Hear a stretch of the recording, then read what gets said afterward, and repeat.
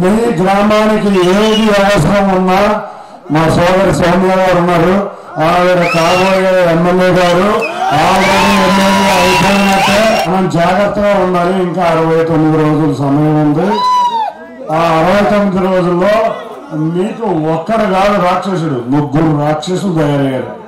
3 వైకాపా నుంచి ఎమ్మెల్సీ ఉండగా కొత్తగా మన దగ్గర నుంచి వెళ్ళిన వ్యక్తి ఇంకో రాక్షసుడు వచ్చాడు. వైసీపీకి డిపాజిట్లు దక్కకుండా అత్యధిక మెజారిటీతో గ్రామంలో ఉండాలని మీ అందరినీ కోరుకుంటా.